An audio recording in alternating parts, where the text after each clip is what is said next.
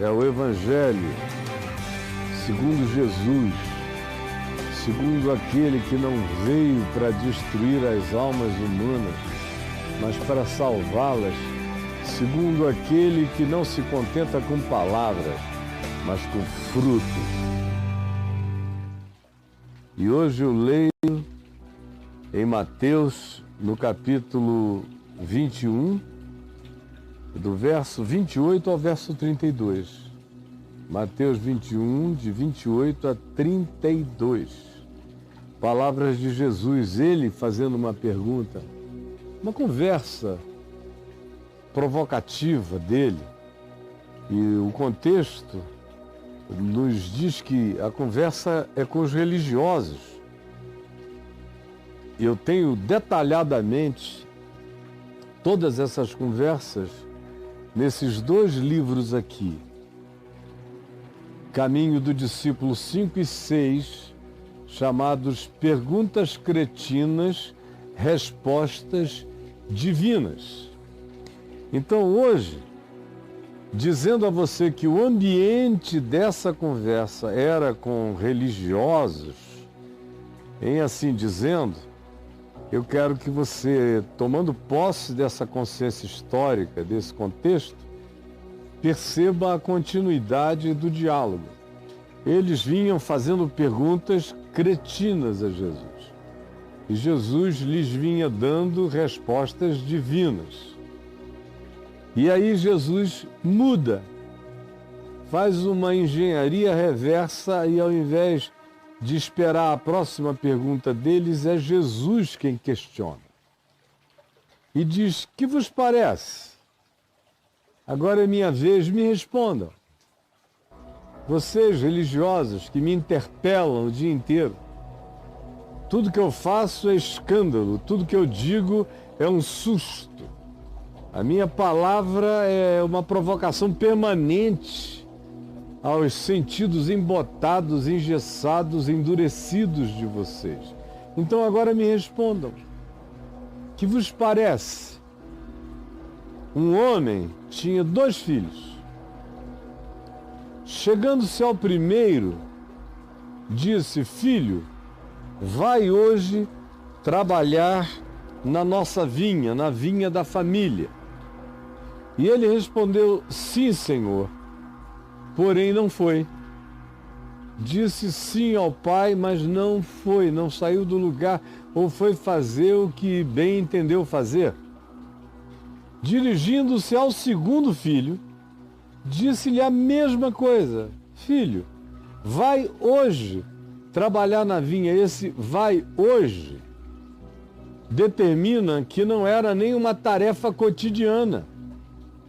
Era uma convocação sazonal, específica, para aquele dia, para um déficit funcional na vinha, na vinícola. Estavam precisando de uma ajuda adicional.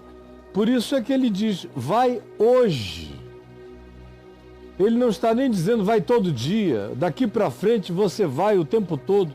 Não, era uma ajuda esporádica. Vai hoje. Disse isso ao primeiro e ele disse: ah, sim, pai, claro, eu vou hoje. Me espera lá. E não apareceu. Ele disse a mesma coisa ao segundo: vai hoje, só hoje, trabalhar na vinha. E esse segundo disse algo totalmente diferente. Ele disse: não quero, não estou afim, não vou não. Ah, eu tenho mais o que fazer, mas não vou de jeito nenhum. Depois que o pai se retirou, ele parou, pensou, ponderou, refletiu, se angustiou com o seu capricho, com a sua idiotice, com a sua falta de solidariedade, com o seu desamor, entristeceu-se pela falta de simpatia para com o pai que deles cuidava todo dia e não apenas esporadicamente. Refletiu que ele só estava vivo porque durante anos e anos e anos eles foram objeto de um cuidado ininterrupto e cotidiano por parte desse pai que agora pede um favor hoje. E tendo pensado isso, tendo tido esse arrependimento, essa metanoia, essa mudança de mente, de pensamento, de valor, de significado, de compreensão, foi.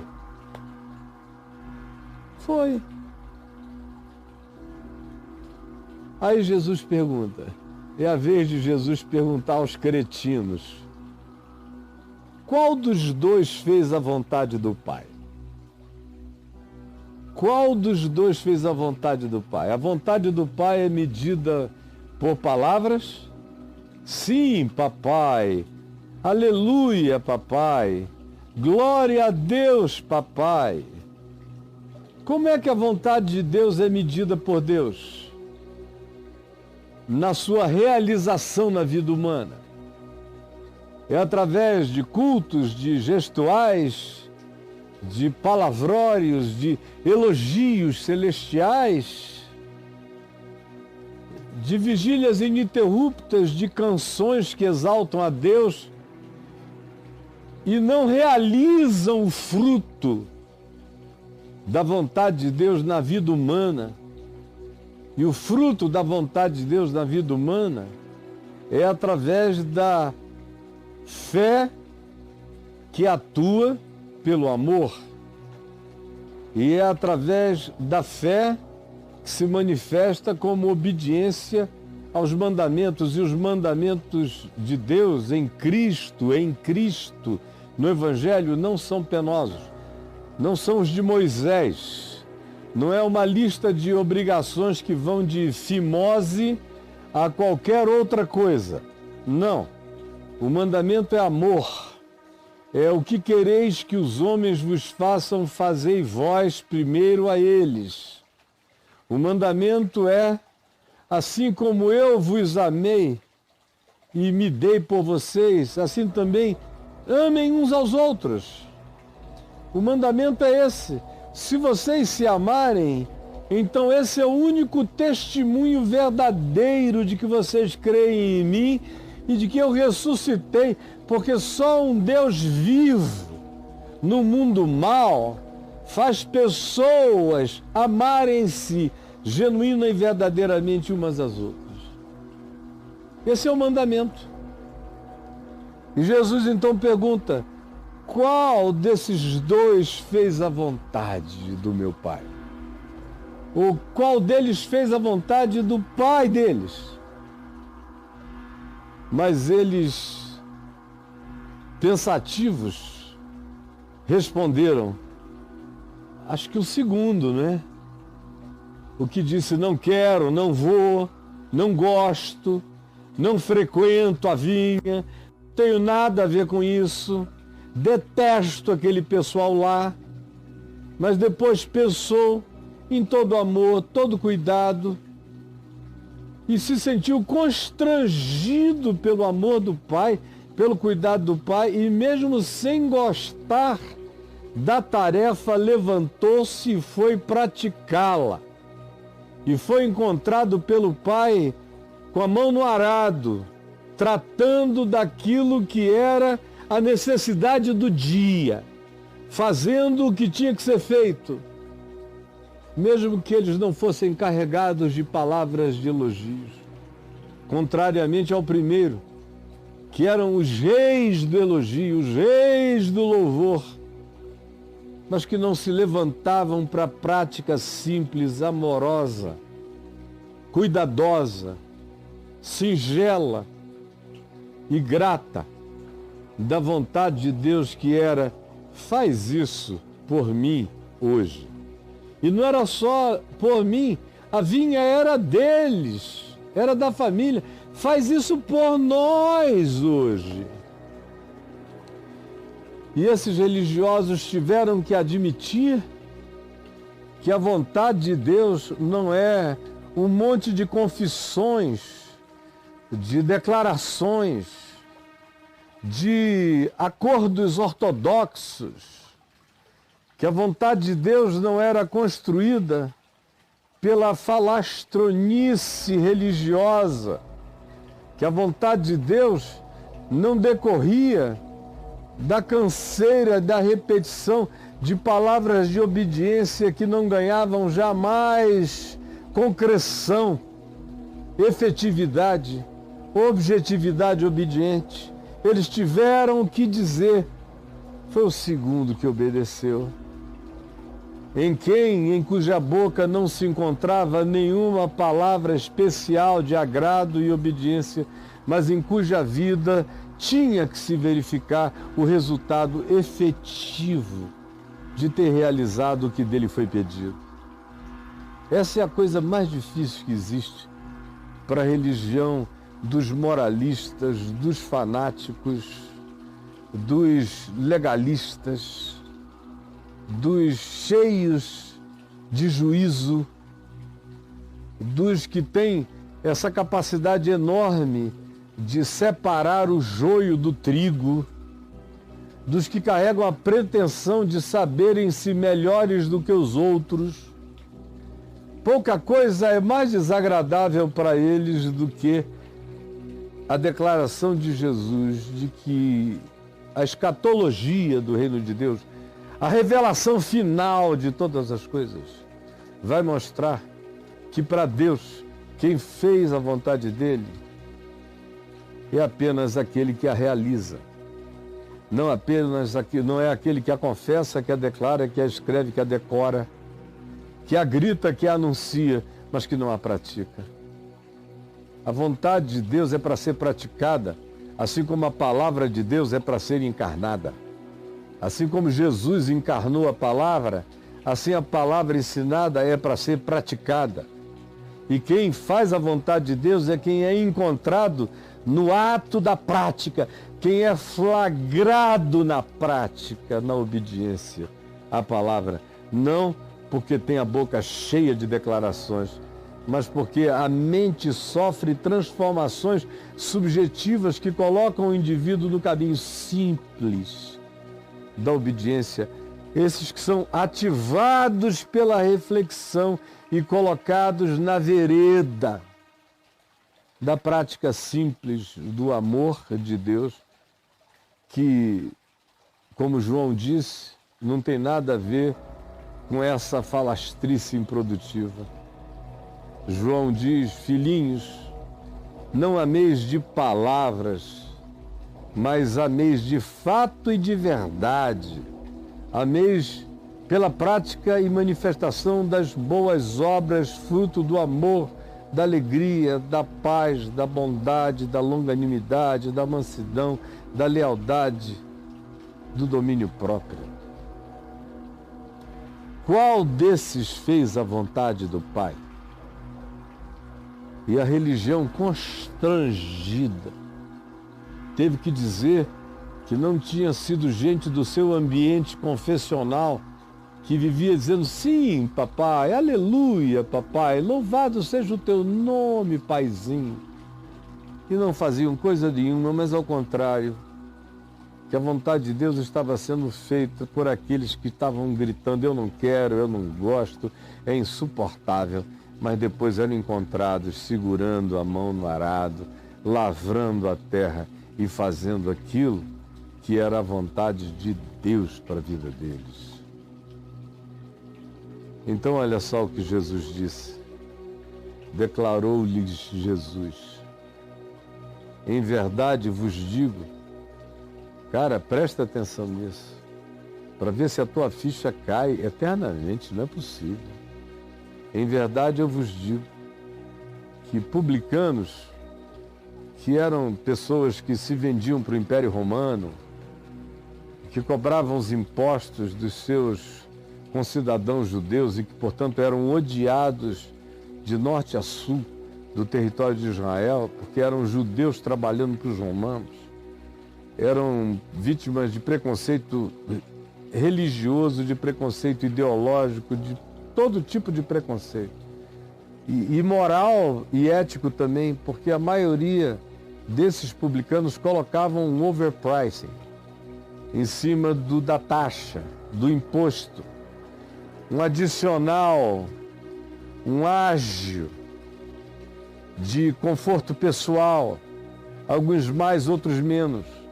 Mas o fato é que quem quer que fosse publicano, que ganhasse a vida através dessa prática, tinha que carregar o karma de um preconceito horroroso. Era uma espécie de leproso social, o publicano. Em verdade eu vos digo, Jesus tinha esse dom de escandalizar. É que a nossa alienação não percebe o tamanho do escândalo que ele provocava. Aí tem gente que vem e me diz, Caio, eu gosto quando você prega sem escandalizar. Não tem como pregar o evangelho sem escandalizar. O evangelho é escândalo. Ele é a antítese da natureza predadora dos humanos. Ele é a antítese do legalismo, do juízo, da acepção de pessoas, do supremacismo, do racismo. Ele é a antítese disso tudo, você não percebeu ainda? Quem foi o demônio que te enganou? Te fazendo pensar que o evangelho se coaduna com alguma forma de juízo e supremacismo no planeta. Ao contrário, o evangelho é escândalo. Paulo diz, para os judeus ele é escândalo, para os gregos filosóficos é loucura, mas ele é escândalo. E foi Simeão quem disse a Maria, mãe de Jesus, esse menino veio ao mundo para ser objeto de escândalo. Escândalo. O evangelho que não gera escândalo, o escândalo do amor, o escândalo do perdão, o escândalo do bem e o escândalo da inversão de valores e de significados não é evangelho. É falso evangelho. Em verdade eu vos digo que publicanos inaceitáveis nas rodas dos santarados e meretrizes que são objeto de tesão furtivo, mas declaradas como sendo perdidas por esses em cujo coração a maldade habitava, coberta por uma máscara de fantasia de santidade. Jesus disse, em verdade eu vos digo que esses publicanos e essas meretrizes vos precedem. Vos precedem no reino dos céus. Eles são os irmãos número 2. Eles são aqueles para quem o pai chega e diz, filho, vai trabalhar hoje na vinha. E eles dizem, não, não gosto, não quero, não vou, não tenho nada a ver com isso, ninguém vai me fazer realizar tal coisa. Mas enquanto isso, eles têm também mente, coração, discernimento. A prostituta é grata pela sobrevivência. O publicano, com toda a sua venalidade, carrega ainda um temor de Deus que frequentemente não se encontra na alma do religioso que se acostumou a essa vida santarada, hipócrita, mentirosa, porque os verdadeiros ateus são aqueles que abundam nos templos, elogiando a Deus, dizendo, paizinho, Abba Pai, sou do ministério de louvor, prego o evangelho, mas o evangelho não se transforma em prática nas suas vidas, nos seus relacionamentos, no seu cotidiano, nas suas relações conjugais, no seu modo de tratar os filhos, as pessoas, os estranhos, muito menos os inimigos e os adversários. Não há evangelho na vida deles. Eles gostam das aparências, eles gostam dos primeiros lugares, eles gostam da fama, eles gostam da santarice, eles gostam da doença das aparências, eles são os reis do exemplo, eles vivem de acenos, mas não estendem a mão para levantar ninguém, para ajudar em nada. E até quando eles colaboram, eles fazem isso com uma visibilidade tão grande para que os outros percebam que eles são superiores até na ajuda que dão, e dão apenas dentro desse ciclo que volta como glória para eles mesmos. Aí moram os grandes ateus. É aí que existem esses que não têm temor de Deus. São esses aqueles que louvam a Deus contra Deus e contra a vida. Em relação aos quais Jesus traz as suas profecias mais veementes, as suas palavras mais cáusticas. Ele diz: em verdade vos digo, que esses que vocês desprezam, os hereges da vida de vocês, os marginais das existências, dos homens de bem que vocês são, esses vos precedem no reino dos céus. O reino dos céus não é como o reino dos homens. Jesus disse que aquilo, está aqui em Lucas, aquilo que diante dos homens é elevado é abominação diante de Deus. No reino de Deus as ordens estão invertidas. Os menores são os maiores são os menores ou nem são. No reino de Deus as aparências são reveladas como distorções e os anonimatos aparecem como expressões das mais belas dádivas e devoções de santidade. No reino de Deus, o sacerdote e o levita se desviam daquele que está caído no caminho, e o samaritano herege é aquele que trata e que transforma aquele momento de angústia do próximo num culto a Deus, trazendo a libação do azeite e do vinho e dando prosseguimento à vontade de Deus até ao fim, cuidando dele, para que Jesus ao final diga a mais um religioso: vai tu, que queres saber quem é o teu próximo, e faz o mesmo, segue o samaritano e tu vais estar em boa companhia. Ele não tem a doutrina certa, mas ele tem a prática da verdade, segundo Deus. Em verdade vos digo que publicanos, que prostitutas, meretrizes estão lá na frente. E vocês agradeçam a Deus se estiverem na rabeira. Porque tem gente que nem na rabeira vai estar, vai cair para fora. Ah, quando o bonde da eternidade parte. Tem muita gente que pensava que ia de primeira classe e não chega nem mesmo a ver a partida desse trem celestial. Aí Jesus ilustra historicamente naquele momento o que ele está dizendo. Porque veio João Batista até vocês, ensinando o caminho da justiça, do arrependimento, da verdade, da metanoia, da transformação de mente e de vida, e não acreditastes nele. O desprezastes.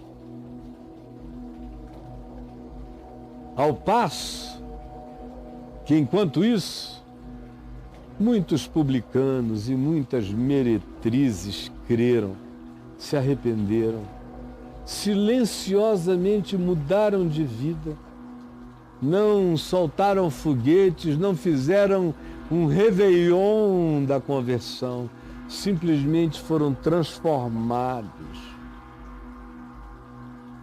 e andaram silenciosamente o caminho de uma nova obediência, como aqueles magos que vieram do Oriente voltaram por outro caminho. Vós, porém, e o que ele disse a eles é o que ele está dizendo a nós agora aqui, a todo aquele que é assim. Esses primeiros filhos, esses primogênitos de Deus. Oh, paizinho, eu vou, aleluia, glória a Deus. O que a vontade de Deus é comigo mesmo. Mentiroso. Enquanto tem aqueles a quem você abomina, aborrece, hereges, nojentos, não me toquem, a presença deles nos contamina. Mas Jesus diz, eles vos precedem no reino dos céus. Porque sem nenhuma fanfarrice, sob arrependimento, eles acabam sendo encontrados, fazendo a vontade de Deus, enquanto vocês gastam saliva, cultuando a um Deus que não ouve vocês, que não sabe quem vocês são. Não adianta dizer Senhor, Senhor, ele vai dizer eu não sei quem vocês são. Não adianta você dizer como em Lucas 13 se diz, tu ensinavas nas nossas ruas, nós comíamos do teu pão. Ele vai dizer, eu nunca vos conheci. Não adianta dizer, eu profetizava, eu expulsava demônios, eu realizava milagres. Ele vai dizer, eu nunca vi vocês, nem mais gordos, nem mais magros. Não os conheço.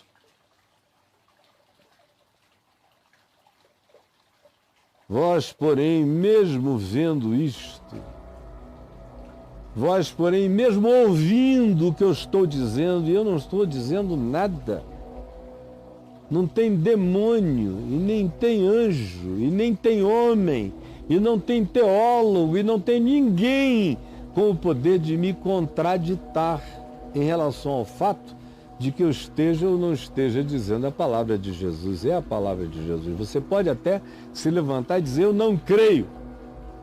Aí é outra história. Mas dizer que eu estou falsificando o evangelho, não. Eu enfio o dedo na tua goela, seu hipócrita mentiroso, porque você sabe que o que Jesus está dizendo é o que eu estou repetindo. E o que eu estou repetindo é o que Jesus está dizendo. Sabe ou não sabe? Vós, porém, mesmo ouvindo, vendo e sabendo disto, não vos arrependestes, afinal, para crerdes no Evangelho, para crerdes na palavra. Você quer o quê? Que eu acrescente alguma coisa a mais? Ah, não precisa. Não precisa. Você faça esforço para fazer isso descer goela abaixo. Porque esse é o evangelho puro, simples, implacavelmente verdadeiro, esfregado na cara da mentira e da hipocrisia dos que se sentem reis do juízo, reis do exemplo, e que de fato são os reis da mentira, do engano, do faz de conta, do louvor que não chega diante de Deus como um aroma suave. É um louvor que chega diante dos céus como um peido horroroso. Eles não oferecem incenso, são peidorreiros espirituais, colocando para fora todos os gases dos seus fedores intestinais e chamam isso de culto a Deus. Desculpem eu ter sido tão picturing, desculpem eu ter sido tão odorífico na minha descrição, mas essa é que é a verdade. É assim que os profetas tratam a mesma coisa, com as mesmas palavras e com as mesmas expressões. Eu sou um mero repetidor da verdade, com os contrastes e com os choques que ela merece quando é apresentada a quem é empedernido, duro, impenetrável pela simplicidade do Evangelho. Não gostou? Vá dormir com esse barulho. Gostou? É hora de se arrepender. É hora de aparecer na vinha. É hora de parar de ficar com palavras na pretensão de substituírem a prática simples do amor de Deus, sabendo que Deus só aceita amor no próximo. Não dá para eu amar a Deus a quem eu não vejo se eu não amar o meu próximo a quem eu vejo, ou mesmo o meu inimigo, aonde o amor de Deus atinge a sua sublimidade maior. Eu não preciso gostar do meu inimigo, mas eu tenho que amá-lo e orar por ele, e pedir misericórdia a ele, e pedir o socorro de Deus para a vida dele. E se eu não fizesse assim com os meus adversários, com os que me odeiam e me perseguem, eu estaria mentindo o evangelho para você aqui. Mas diante de Deus, eu oro por eles, eu peço a graça de Deus sobre eles, eu os perdoo, eu os abençoo e eu peço que todos eles se convertam e apareçam na vinha do nosso Pai. Todos eles. Essa é a minha vontade. Enquanto isso, o meu coração é carregado de esperança diária por aqueles que dizem eu não quero. Eu não dou a mínima para os que dizem eu não quero. Eu dou um tapinha na perna, dou um beijinho na testa, olho para ele e digo na minha mente, ô meu querido, minha querida, eu vou te encontrar lá na vinha. É só uma questão de tempo. Eu conheço essa natureza que se pretende rebelada, hostil, mas que está ávida e desejosíssima de parar de brigar contra Deus e se apresentar para ajudar na tarefa de hoje na vinha do Senhor. Senhor Jesus, eu peço que o Teu Espírito faça o Evangelho ser compreendido, ser entendido, que as resistências malignas a ele sejam quebradas, rasgadas, arrebentadas, estouradas pela Tua graça e que essa Tua palavra seja ativada como consciência, como arrependimento, como vida, como processo transformador na vida de cada pessoa, a começar de mim. É o que eu te peço agora. Eu sei que Tu estás fazendo isso, eu sei, Senhor, que tudo isso tem o poder do convencimento irresistível da verdade de Deus. Em nome de Jesus. Amém e amém.